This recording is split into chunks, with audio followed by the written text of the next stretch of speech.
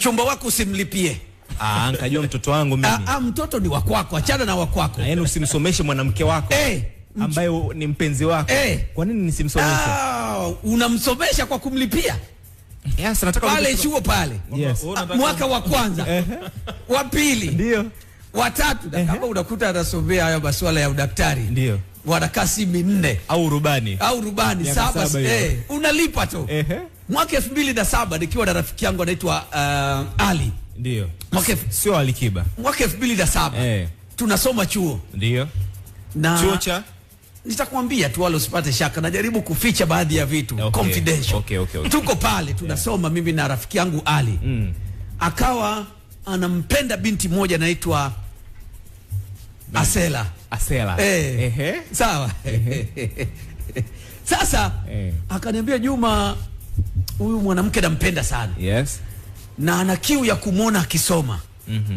Na Asela anaweza kusoma kwa sababu akili ipo. Akili kubwa. Nikamwambia usimlipie huyo mwanamke. Na ni binti kweli kweli. Amenyooka kweli kweli. Sasa kwa sababu binti alipata chuo kuja mjini. Yes. Akamlipia hapa UD hapa. UD zima hapa.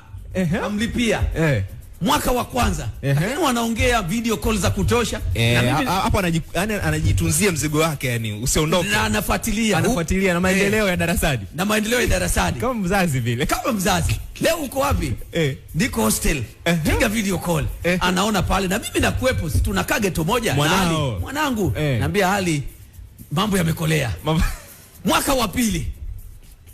Alikuwa anasomea mambo ya engineering. Huyo binti. Mwaka wa tatu. Kalipa. Bado analipa ada. Lakini likizo binti anaenda hapo Goba hapo. Kusalimia. Goba maeneo gani? Center. Nadhani center pale. Lakini wanazungumza na Ali. Mwaka wa mwisho ambao ni mwaka wangapi? Wa tatu sasa sina anamalizia, narudi. Kufika. Juma twende tukampokee. Wewe na Ali mmeenda tukampokee. Si Ali ndugu yangu. Tunafika kumpokea binti pale. Binti amebeba mtoto. Mtoto wa nani? Katoka naye chuo.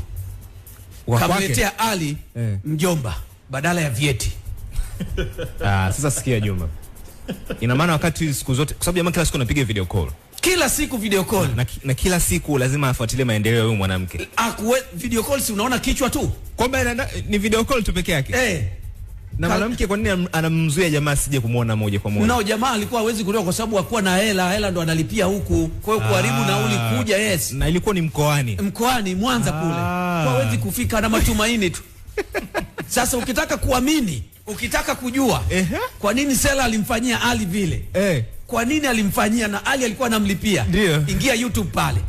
Ingia YouTube sasa hivi. Andika Sela. Itakuja Alikiba pale.